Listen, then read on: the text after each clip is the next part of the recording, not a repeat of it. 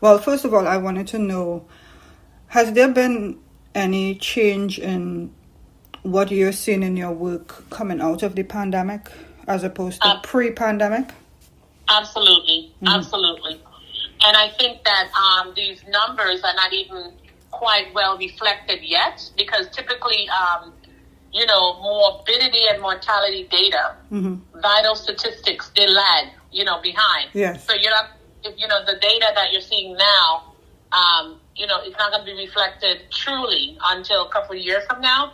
But certainly, I think that there's the gap of the health disparity gap has certainly widened during the pandemic, for sure.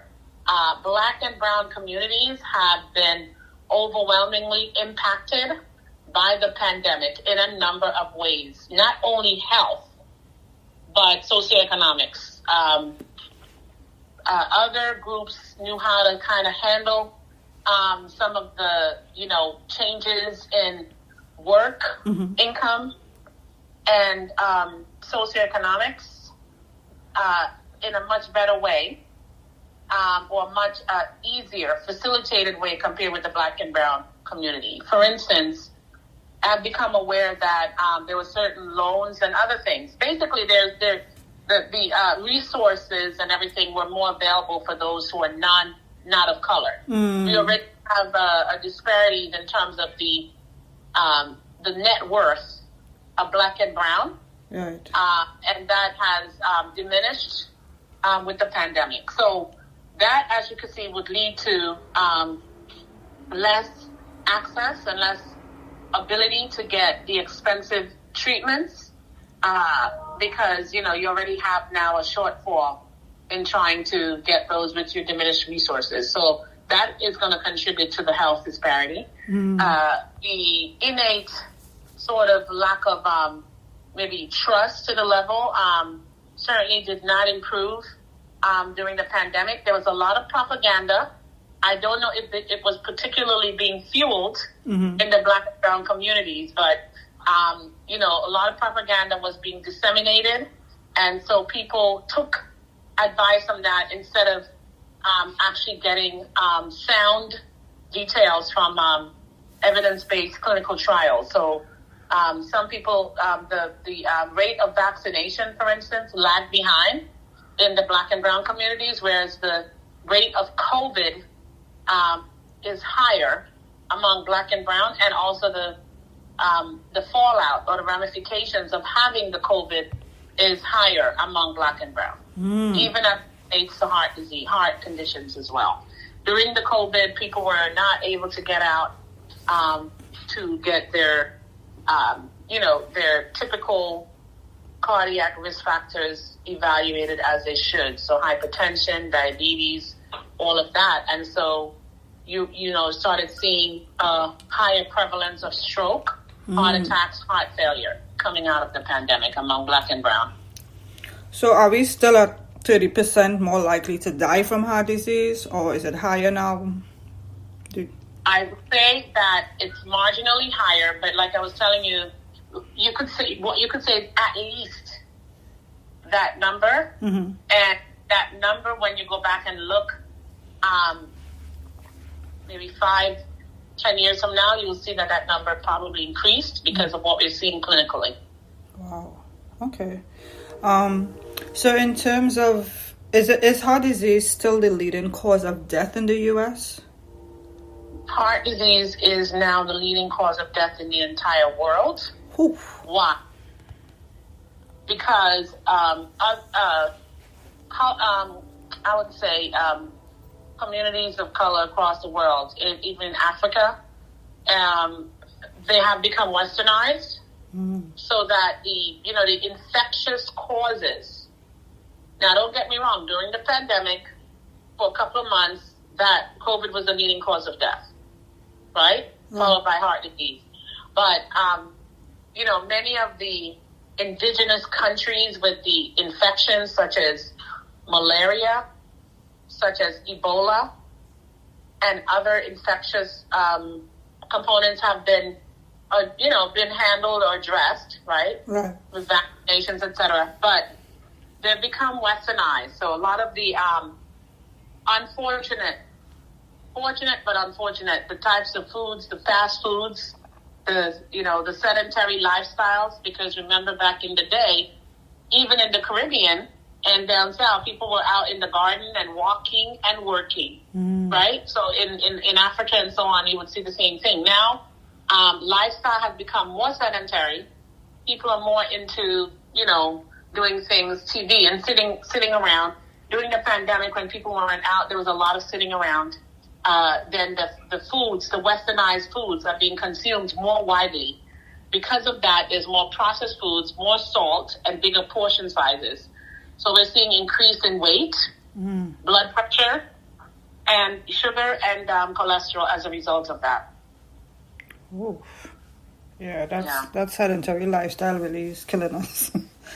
I am also a victim because I work on a computer all day long, so I have to pay acute attention to how much time I spend sitting versus movement. So that's exactly right. So as I'm talking to you, I'm walking. Oh, nice. So one of the things that I tell people is, even if it's in a room and you're walking in circles, stay moving. Right. I tell them if you're on a Zoom and you're not the speaker, especially if it's say on your phone or even if it's on the computer, as long as you can hear, get up and walk around.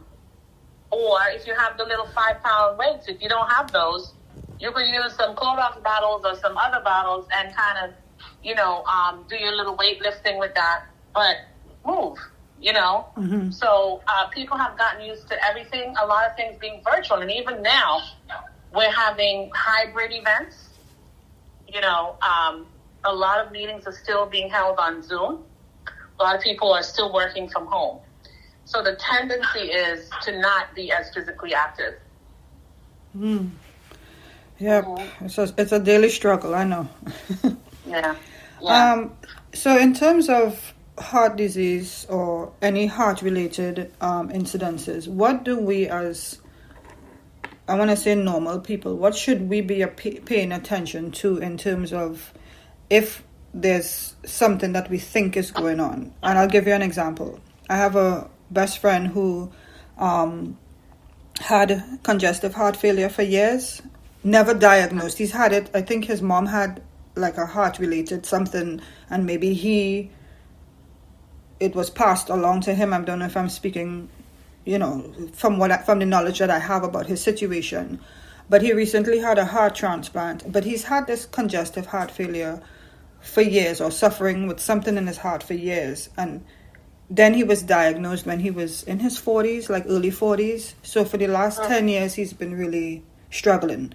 What should we, who not even aware of what our family is dealing with or anything that comes down the line, what should we be paying attention to, or what kind of questions should we be asking in terms of anything that hints at a heart-related medical situation?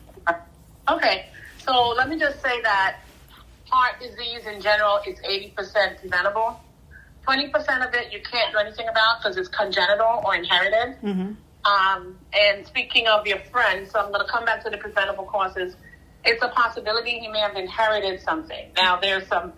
I was talking the other night to some church groups, and I've done a lot of this. There's a condition, especially in black men, that's called amyloid, cardiac amyloidosis, or HATTR. There's a genetic variant, and a lot of people, they're 4%, and maybe even higher in the Caribbean, because there are various studies that were done, including something called the THIOS registry. But basically, it looked at, there's 3 to 4% here in the U.S. and up to 10% in the Caribbean that has this congenitally acquired cardiomyopathy, or heart condition of cardiac amyloidosis, which is a usually undiagnosed form of heart failure. And if left untreated, you will die. A lot of people actually may end up not getting the treatment, and they need a heart transplant. The case that I was discussing the other day, the guy was black, and he ended up needing a heart transplant. He's living with it now. So what I would say, 80% preventable. The other 20% may be inherited or congenital. So there's some key cardinal things that you need to do. Try to figure out what's your family history. If your family has had anyone, your parents, grandparents, uncles, aunts have had a heart condition or stroke, you need to kind of figure that out and then figure out if you're at risk. And if you know that, then you get tested early with diagnostic tests, such as an EKG, echo, and a stress test. But other than that, the 80% preventable, largely it's your lifestyle.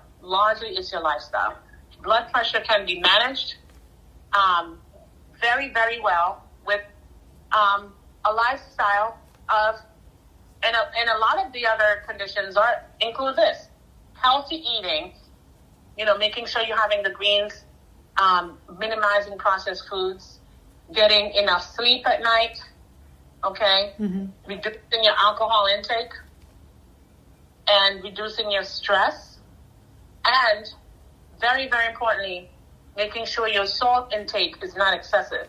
Those would help with your blood pressure, okay? There's a online set of information called the DASH, DASH, dietary approach. Dietary approach is, to systolic hypertension, and that can reduce your systolic and diastolic blood pressure up to 10 to 11 millimeters of mercury just by following that. And it includes a lot of what I just told to you. That's the blood pressure. For blood sugar, very similar. Diet, exercise, portion sizes. Over the years, our portion sizes have increased. People are eating more. I look at a bagel in this day and age compared with a bagel maybe 30 years ago, they're much bigger. All right? Things are more processed. And when they're processed, people think it tastes better, but what happens, it breaks down very easily, and then it stays in the stomach. So your body readily gets the sugar and the calories, okay? It doesn't have to go through fiber and all this to try and take out the nutrients. So, you're going to have that, and then you have all the processed things that are there as well. So the sugars, of course, your blood sugar will go up. You need to know not only your blood sugar fasting, but your A1C, which is called the glycosylated hemoglobin. That's your sugar-coated red blood cells, and that gives an indication of how well you've been controlled over several weeks to months for the sugar. So with the sugar, again, exercise, weight loss, portion sizes, minimizing and avoiding processed foods. So that, so I've told you 3 risk factors that you need to know already: your family history, right? Your blood pressure, your blood sugar. Now, as far as the cholesterol, that's also something that's very important, and some of it could be congenital, like a familial high cholesterol, which could be detrimental. Again, if someone is prone to having heart attacks in the family or whatever, checking the cholesterol is very important, and there's several components to it.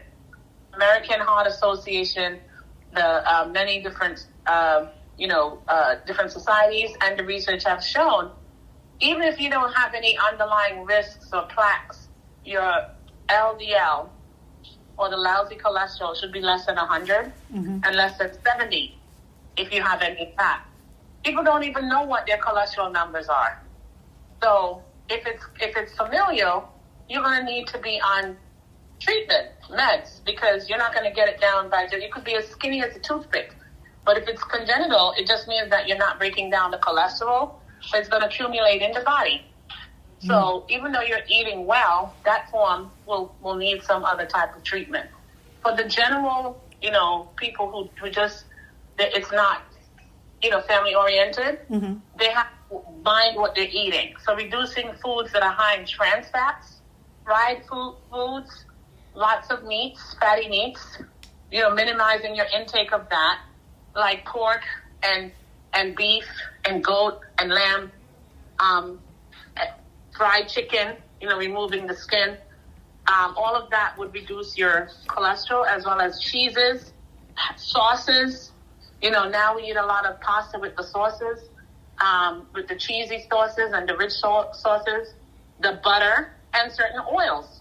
So coconut oil is actually laden with this trans fat and is not a great oil to consume on a regular basis because it's going to lead to elevated trans fat and cholesterol. But people don't know that. It tastes good. It's very good for your skin and your hair, but in your body, it forms cholesterol. So people need to know what are the good oils and the healthy oils to consume on a regular basis to minimize butter intake and try to eat more plant, related types of products, as substitute, especially if you have high cholesterol. And again, with that, obviously, right, portion sizes of calories are going to count. And also, if you exercise and keep your weight down, that will also help. So that's basically, those 4 are very, very important, has been important and even more so now. And then since the pandemic, newer types of risk factors are becoming more evident or important, such as stress, anxiety, or emotional contributors, which increases certain hormones and in your body that increases your blood pressure and heart rate. So stress, anxiety, depression, anger, all of those are sort of, we know now that these emotions really contribute to, increased issues with the heart and the brain. In fact, many stroke survivors, now we're seeing a link with depression, okay? And with women, we're seeing that with depression, you're more likely to have a heart-related condition. So that's definitely linked. And the other new marker that we're paying a lot of attention to now, especially in women, is the inflammatory markers or inflammation that we see with conditions such as arthritis, lupus, and obviously like a post-viral, so post-COVID or the flu, other viruses, it increases your inflammatory process, which leads to increase in your heart disease, issues. Thank you so much, Dr. Fergus. This was actually really good.